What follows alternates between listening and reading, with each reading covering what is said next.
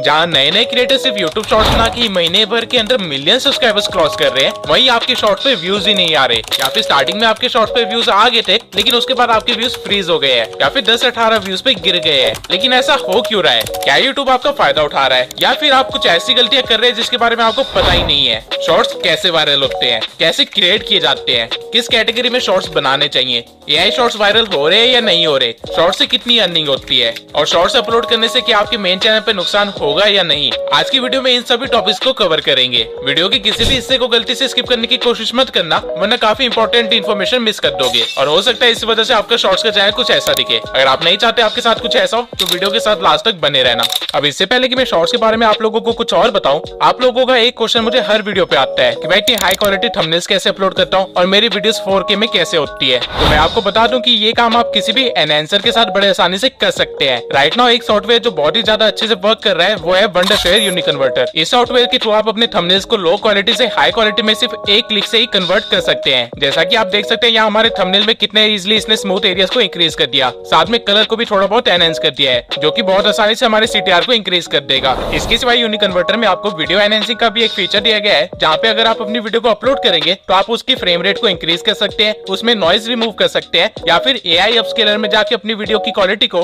2x या 4x कर सकते हैं। जैसा कि आप यहाँ पे फर्क देख सकते हैं कि मेरी वीडियो कितनी शार्प हो गई है और उसके कलर्स भी एनहांस हो गए हैं। और यूनिकन्वर्टर्स के फीचर यहीं पे खत्म नहीं होते। आपके साथ ऐसा कई बार हुआ होगा कि आपने गूगल से कोई इमेज डाउनलोड की होगी अपनी वीडियो में यूज करने के लिए, लेकिन वो image as a web file download हो जाती है जिसे आप यूज नहीं कर सकते। तो यूनिकन्वर्टर में आपको इमेज को अलग अलग फॉर्मेट्स में कन्वर्ट करने का भी ऑप्शन मिलता है, और सिर्फ इमेजेस ही नहीं बल्कि यहाँ से आप अपनी वीडियोस को भी अलग अलग तरह के फॉर्मेट में कन्वर्ट कर सकते हैं। ये सिर्फ कुछ सेकंड्स का टाइम लेगा और आपकी वीडियो को एक क्लिक के अंदर ही किसी अलग फॉर्मेट में कन्वर्ट कर देगा। इसके सिवाय अगर आप एक यूट्यूबर है और अपनी लॉन्ग वीडियोस को अपने फोन में रखते हैं जिसकी वजह से आपकी स्टोरेज भरे जा रही है, तो यहाँ यूनिकन्वर्टर में आपको वीडियो कंप्रेस करने का भी एक ऑप्शन दिया गया है। जैसा कि आप यहाँ पे देख सकते हैं कि हमारे 3 GB की फाइल को ये बड़े आराम से 2 GB में कन्वर्ट कर देगा, और वो भी सिर्फ एक क्लिक से। ये वीडियो 17 मिनट लंबी है लेकिन इसे कुछ सेकंड्स का टाइम लेके उसे कन्वर्ट कर दिया, और ऐसे मैंने अपने फोन में 1 GB की स्टोरेज बचा ली। और यूनिकन्वर्टर के फीचर्स यहीं पे खत्म नहीं होते, बल्कि यहाँ पे AI टूल्स का पूरा भंडार है। आप AI से स्क्रिप्ट जनरेट करवा सकते हैं, टेक्स्ट टू स्पीच में कन्वर्ट करवा सकते हैं, सबटाइटल एडिटर आपको मिलता है, वाटरमार्क रिमूवर आपको मिलता है, गाने से आप वोकल रिमूव कर सकते हैं, बैकग्राउंड रिमूव कर सकते हैं अपनी वीडियो से, और ऐसे ही काफी सारे यूनिक फीचर्स आपको दिए गए हैं। अगर आप एक यूट्यूबर है और एक इन्फ्लुएंसर है तो आपको इन फीचर्स की जरूरत कदम कदम पे पड़ने वाली है। ओके, तो अब स्टार्ट करते हैं सबसे बेसिक क्वेश्चन से,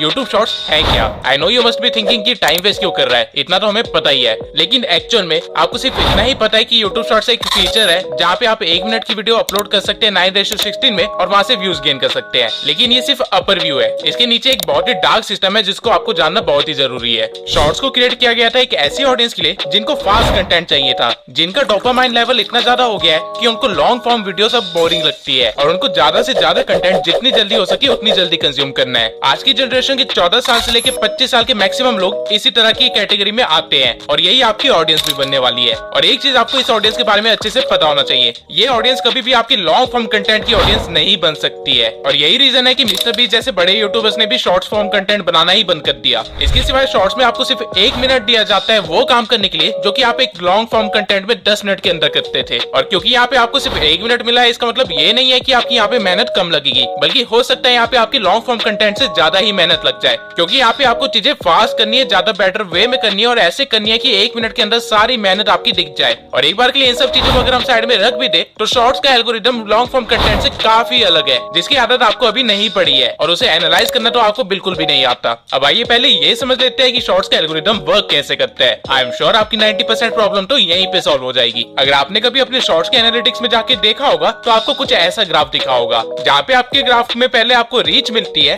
फिर वो एकदम से स्टेबल हो जाता है, और फिर एकदम से ही बढ़ जाता है, और उसके बाद वो दोबारा स्टेबल हो जाता है या फिर गिर ही जाता है। अब ये ग्राफ बनता कैसे है, बीच में ऐसा कौन सा झटका लगता है आपके शॉर्ट को जो वो एकदम से उड़ ही जाता है? अभी समझाता हूँ। यूट्यूब शॉर्ट्स एक 2 फेज सिस्टम पे वर्क करता है, जहाँ पे आप जब भी एक नया शॉर्ट डालते हैं तो वो पहले एक्सप्लोर करता है, यानी कि वो ढूंढता है अपनी टारगेट ऑडियंस को अपनी सीड ऑडियंस से। अब ये सीड ऑडियंस क्या है? बेसिकली यूट्यूब पे जब भी आप कोई नया शॉर्ट डालते हैं तो आपके शॉर्ट को कुछ रैंडम लोगों को दिखाया जाता है जिनका हो सकता है इंटरेस्ट हो आपके शॉर्ट में, या फिर वो टोटली रैंडम हो सकते हैं। इन रैंडम लोगों को ही सीड ऑडियंस बोलते हैं। अब आपकी सीड ऑडियंस कैसे रिएक्ट करती है आपके शॉर्ट पे, इसी से पता चल जाता है कि आपका शॉर्ट एंगेजिंग है या नहीं, और यूट्यूब उसे आगे पुश करेगा या नहीं करेगा। आपके ग्राफ में स्टार्टिंग में जो व्यूज आते हैं वो इसी टाइम पे आते हैं जब यूट्यूब आपके शॉर्ट्स को आपकी सीड ऑडियंस तक पहुंचा रहा होता है। इस पूरे प्रोसेस को हम एक्सप्लोरेशन एक्सप्लोरेशन फेज बोलते हैं, क्योंकि यहाँ पे यूट्यूब आपकी शॉर्ट्स को एक्सप्लोर कर रहा है, उसके बारे में जान रहा है कि ये किस तरह की ऑडियंस को पसंद आ रही है। अब इस मोमेंट के बाद आपकी ग्राफ में दो चीजें हो सकती है, या तो आपका ग्राफ ऊपर ही चलता जाएगा या फिर वो एकदम से फ्रीज हो जाएगा और स्टेबल हो जाएगा और उसपे कुछ सिंगल डिजिट्स में ही व्यूज आएंगे। तो इस टाइम पे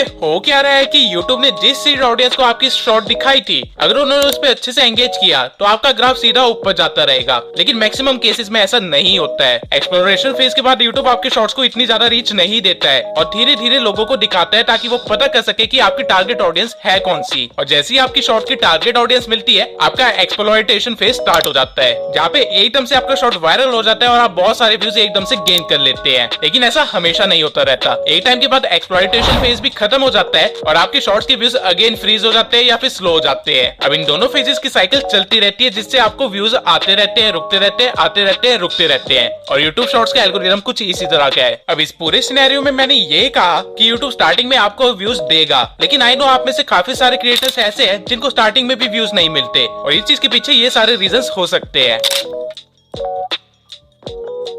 अगर आपने कल सोचा था कि आप एक शॉर्ट्स का चैनल क्रिएट करेंगे और उसके लिए आपने जल्दी जल्दी एक वीडियो भी बना ली और आज एक चैनल क्रिएट करके उस पे वो वीडियो डाल दी, तो 90% चांसेस है कि उस वीडियो पे कोई भी व्यूज नहीं आएंगे। रीजन ये है कि वो एक नया अकाउंट है। आप यूट्यूब पे जब भी कोई चैनल बनाते हैं जिसपे आपको वीडियोस या शॉर्ट्स अपलोड करनी है, तो हमेशा उस चैनल को थोड़ा वार्म अप करना होता है। अब ये वार्म अप क्या है? बेसिकली आप जिस भी चैनल पे अपनी वीडियोस या शॉर्ट्स अपलोड करना चाहते हैं, पहले उस आईडी या चैनल को थोड़ा यूज कीजिए ताकि यूट्यूब को आपका थोड़ा बहुत डाटा मिल जाए। मैं प्रेफर करूंगा कि आप अपना पहला शॉर्ट डालने से पहले अपनी उस आईडी को कम से कम 10 दिन अच्छे से चलाएं। हर रोज उस आईडी से कम आधे घंटे कुछ ना कुछ चीजें देखिए और हो सकता है तो उन्हीं टॉपिक्स को देखना जिससे रिलेटेड आप कंटेंट डालना चाहते हैं। इससे होगा क्या कि यूट्यूब को ना आपका थोड़ा सा डाटा मिल जाएगा, जिस बेसिस पे वो आपकी एक सीड ऑडियंस क्रिएट कर लेगा और स्टार्टिंग में आपको व्यूज मिलेंगे। आपको ये बिल्कुल भी नहीं करना है कि आज ही आपने चैनल क्रिएट किया और आज ही उस पर एक वीडियो डाल दी या फिर एक 7 दिन के अंदर ही उस पर वीडियो डाल दी। कम से कम 10 दिन आपको उस आईडी को यूज करना है, जिसके बाद आप अपनी पहली वीडियो या शॉर्ट कुछ भी डाल सकते हैं। अब अगर आपका पुराना ही कोई चैनल था जिसपे लॉन्ग फॉर्म कंटेंट आपने पहले से डाल रखा था और उसे डिलीट करके आप उसे एक शॉर्ट्स का चैनल बना देते हैं, तो भी चांसेस है कि आपके शॉर्ट्स पे व्यूज नहीं आएंगे स्टार्टिंग में। रीजन ये है कि यूट्यूब को बिल्कुल भी नहीं पसंद कि आप उसके प्लेटफॉर्म से कोई डिलीट करे और इसलिए वो आपके इंप्रेशन और व्यूज कम कर देगा। तो आपको ऐसे कोई भी चैनल को कन्वर्ट नहीं करना है शॉर्ट्स के लिए जिसपे आप पहले से कंटेंट डाल चुके थे या जिसको आपको डिलीट करना पड़ रहा है। अगर आपने किसी यूट्यूबर को ये बोलते हुए सुना है कि अगर आपके शॉर्ट्स वर्क नहीं कर रहे हैं तो शॉर्ट को अनलिस्ट करके या डिलीट करके उसी शॉर्ट को दोबारा से रीअपलोड करो तो वो शॉर्ट चलने लग जाएगा, तो मैं आपको बता दूं ये गलती आप गलती से भी मत करना, क्योंकि यूट्यूब डाटा कलेक्ट तो कर ही रहा है, वो इस चीज को स्पैम एक्टिविटीज के अंदर काउंट करता है और आपके चैनल की रीच वो एकदम से कम कर देगा क्योंकि आपने कम्युनिटी गाइडलाइंस को ब्रेक किया होगा। अगर आप अपने चैनल पे पहले लॉन्ग फॉर्म कंटेंट डालते थे और ट्रेंड को देख के आप अपने चैनल पे शॉर्ट्स भी डालना स्टार्ट कर दिए, तो हो सकता है स्टार्टिंग में आपको व्यूज ना आए या फिर जो व्यूज आए वो एक टाइम के बाद आपके फ्रीज हो जाए। ऐसा इसलिए होगा क्योंकि आपकी सीड ऑडियंस आपके सब्सक्राइबर्स ही होंगे और हो सकता है वो आपकी शॉर्ट के साथ उस तरह एंगेज ना करे जैसे वो आपके लॉन्ग फॉर्म कंटेंट के साथ एंगेज करते हैं, क्योंकि इन दोनों फॉर्म ऑफ कंटेंट की ऑडियंस बिल्कुल ही अलग है। तो यूट्यूब तो आपके सब्सक्राइबर्स को ही आपकी सीड ऑडियंस मान के उनको आपके शॉर्ट को प्रमोट कर देगा, जिसके बाद वो लोग अच्छे से एंगेज नहीं करेंगे और आगे वो आपके शॉर्ट को पुश नहीं करेगा। अब यहाँ तक मैंने आपको शॉर्ट्स का एल्गोरिथम समझा दिया और चीजें अगर एल्गोरिथम के अकॉर्डिंग नहीं चल रही होगी तो उसके रीजंस भी बता दिए। अब मैं आपको वो मैट्रिक्स बता देता हूँ जिसका आपको ध्यान रखना है और एनालाइज करना है अगर आप अपने शॉर्ट्स को वायरल करना चाहते हैं। तो जनरली जब हम लॉन्ग फॉर्म कंटेंट डालते हैं तो हम इंप्रेशन, सीटीआर और वॉच टाइम को देख के अपने वीडियो की सक्सेस का पता लगाते हैं, लेकिन शॉर्ट्स में ये चीजें अलग है। यहाँ पे सीटीआर की जगह हुक है, इंप्रेशन की जगह व्यूज है और वॉच टाइम की जगह ऑडियंस रिटेंशन पे ध्यान देना है। अब इन सब चीजों को मैं एक एक करके एक्सप्लेन कर देता हूँ। आपके शॉर्ट्स पे मैक्सिमम व्यू शॉर्ट्स फीड से आते हैं, जहाँ पे लोग स्वाइप कर रहे होते हैं और जो शॉर्ट उनको ज्यादा पसंद आती है उसे वो थोड़ी देर ज्यादा देखते हैं। लेकिन ये कौन से शॉर्ट्स होते हैं जो उनको पसंद आती है और आपके शॉर्ट्स लोग क्यों नहीं देखते? रीजन है हुक। जब लोग बिना सोचे समझे शॉर्ट्स देख रहे होते हैं और स्वाइप किए जा रहे होते हैं, उस टाइम अगर ऐसा कोई शॉर्ट आ जाए जिसमें एक हुक हो, यानी कुछ ऐसा हो जो उस बंदे का ध्यान खींच ले या फिर उस बंदे का स्वाइप करना रुकवा दे, तो वो शॉर्ट कंफर्म वायरल जाएगी। अब ऐसा हुक आप कैसे क्रिएट कर सकते हैं? आंसर बहुत ही सिंपल है, इमोशंस के साथ खेल के, ठीक जिस तरह आपकी एक्स ने आपके साथ खेला। बस फर्क इतना होगा कि हमारे पास 3 महीने महीने की जगह सिर्फ 3 सेकंड का टाइम होगा एक हुक को डिलीवर करने के लिए। मैं आपको कुछ फेमस हुक्स दिखाता हूँ जिसपे आप भी कभी ना कभी रुके जरूर होंगे। Do you know about the black baby test? No?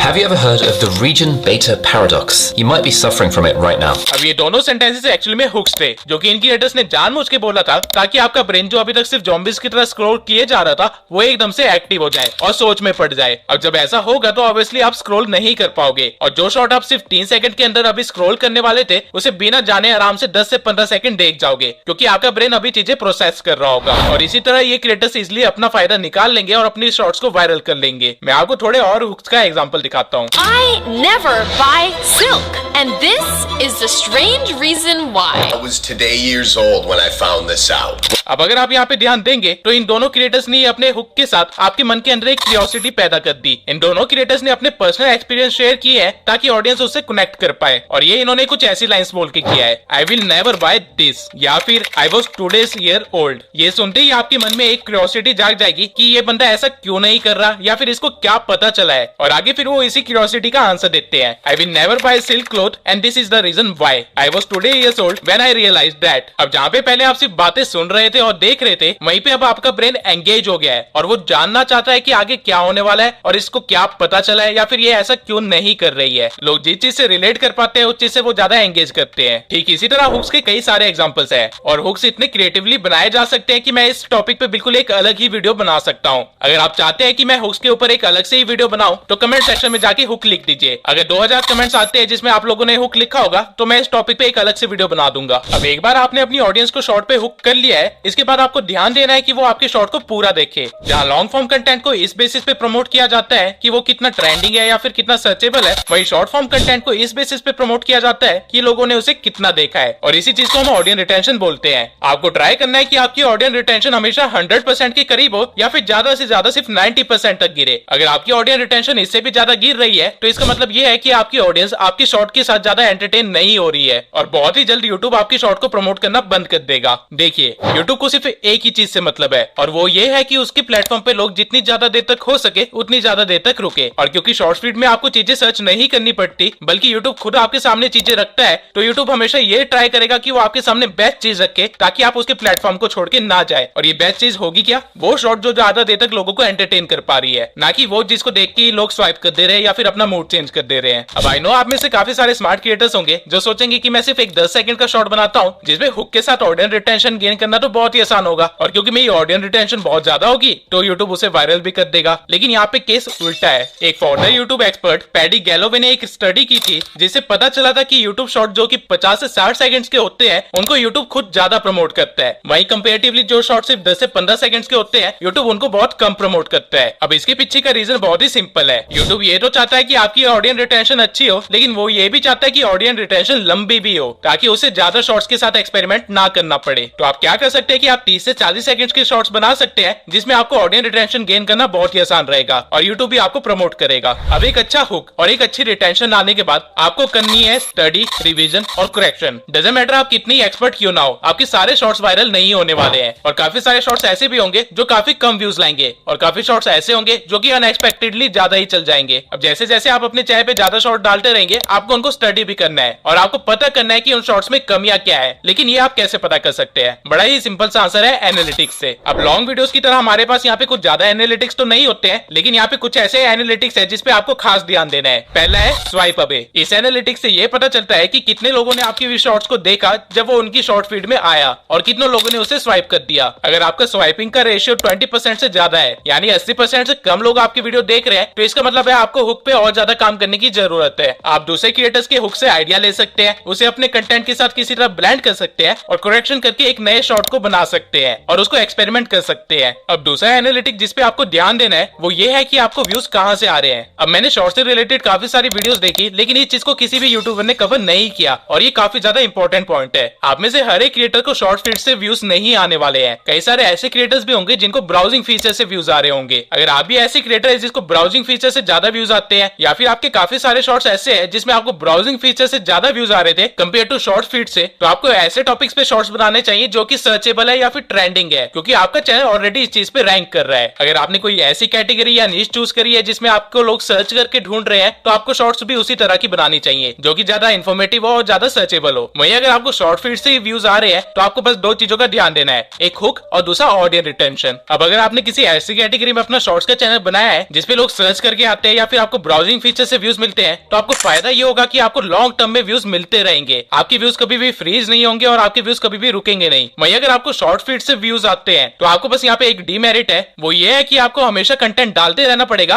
और प्रीवियस क्वालिटी से अच्छा करके डालते रहना पड़ेगा, वरना एक टाइम के बाद आपके सारे शॉर्ट्स पे व्यूज आना बंद हो जाएंगे और आपके व्यूज फ्रीज हो जाएंगे। अब आप लोगों को एक चीज समझने की जरूरत है, जिन लोगों को ब्राउजिंग फीचर से व्यूज आ रहे हैं और जिन लोगों को फीड से व्यूज आ रहे हैं, इन दोनों की ऑडियंस में काफी डिफरेंस है। आपको हमेशा ट्राई करना है कि आप अपने ऑडियंस की बेसिक से बेसिक एक्टिविटी के पीछे भी अच्छे से लॉजिक ढूंढे। अगर आप अपनी ऑडियंस की माइक्रो एक्टिविटीज को भी अच्छे तरीके से समझने लग जाएंगे, उनके एक्शंस के पीछे का रीजन समझने लग जाएंगे, तो आपको कोई भी सक्सेसफुल होने से नहीं रोक सकता, क्योंकि अल्टीमेटली यूट्यूब पूरी ऑडियंस की माइंडसेट के अकॉर्डिंग ही वर्क करता है। जो लोग फीड से शॉर्ट्स को देख रहे हैं वो मैक्सिमम वेली जनता है, वो एंटरटेनमेंट के लिए आई है। वही जो लोग सर्च करके कोई चीज देख रहे हैं वो या तो इन्फॉर्मेशन लेने आई है या फिर कुछ चीज के बारे में जानने आई है, और इन दोनों की माइंडसेट में काफी डिफरेंस होगा और इनकी एक्टिविटीज भी डिफरेंट होगी। एज ए क्रिएटर ये आपकी रिस्पॉन्सिबिलिटी है जानना कि आपके चैनल पे किस तरह की ऑडियंस है और उनको किस तरह कनेक्ट कर सकते हैं और एंगेज करवा सकते हैं अपने साथ और अपने कंटेंट के साथ। अब हम लोगों ने शॉर्ट्स के एल्गोरिथम को समझ लिया, व्यूज फ्रीज क्यों होते हैं उसके रीजंस देख लिए, शॉर्ट्स वायरल करने और स्टडी करने के तरीके भी देख लिए। अब आते हैं मेन क्वेश्चन पे, शॉर्ट्स किस नीश में स्टार्ट करें और किस तरह की शॉर्ट्स मोनेटाइज होते हैं। तो सबसे पहली बात तो ये है कि आप किसी भी कैटेगरी में शॉर्ट्स का चैनल स्टार्ट कर सकते हैं, और बेटर होगा अगर आप उसी नीश में अपने चैनल को स्टार्ट करें जिसके आपके पास ऑलरेडी नॉलेज है या जिसमें आपका इंटरेस्ट है। इसके सिवाय अगर आप नहीं चाहते कि आपके 3-4 शॉर्ट्स पे अच्छे व्यूज आए और उसके बाद आपके शॉर्ट्स पे व्यूज आना ही बंद हो जाए, तो आपको अपने कंटेंट क्रिएशन की अप्रोच को थोड़ा चेंज करना पड़ेगा। आपको स्टार्टिंग के कुछ शॉर्ट्स लगभग 1 महीने का कंटेंट ऐसे डालना होगा जैसे कि आप एक प्लेलिस्ट बना रहे हैं। जिस तरह एक प्लेलिस्ट किसी नीश की सब कैटेगरी होती है, ठीक उसी तरह आपको अपने शॉर्ट चैनल के स्टार्टिंग के 30 शॉर्ट्स सेम नीश की सब कैटेगरी के अंदर ही रखने हैं, तभी आपको ग्रोथ दिखाई देगी और आपका चैनल एकदम से डेड नहीं होगा। और अगर आपको 2 महीने के बाद भी कोई ग्रोथ ना दिखाई दे तो आप नीश चेंज करने के बारे में सोच सकते हैं। अभी के टाइम पे एआई, मोटिवेशन,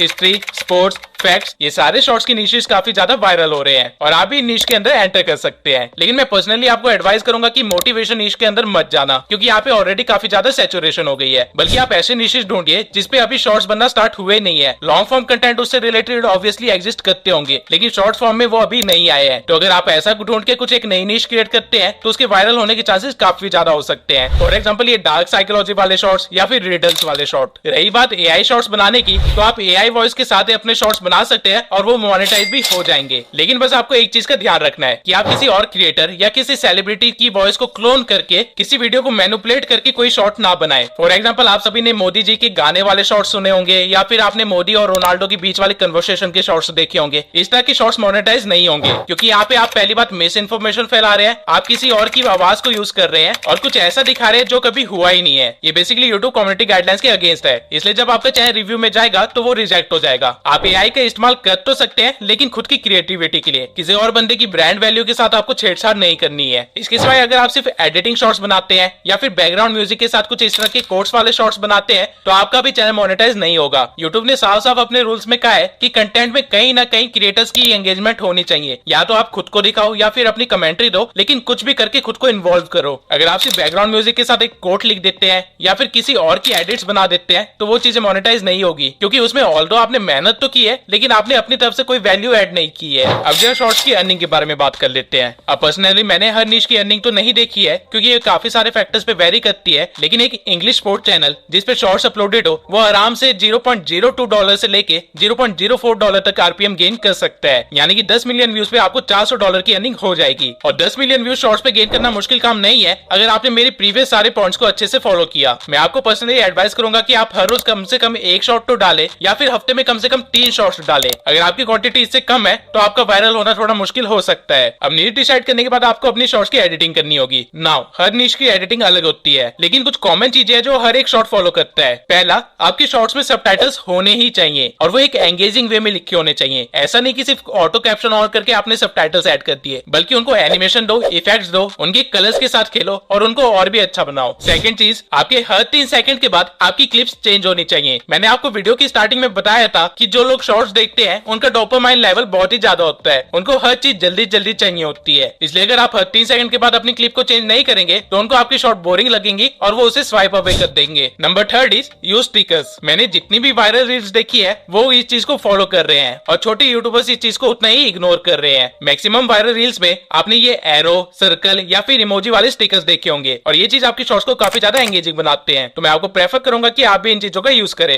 अब हम लोगों ने इस वीडियो में हर एक उस एलिमेंट को कवर कर लिया है जो आपके शॉर्ट्स को वायरल करने के लिए और आपके शॉर्ट्स वाले चैनल को ग्रो करने के लिए इंपॉर्टेंट है।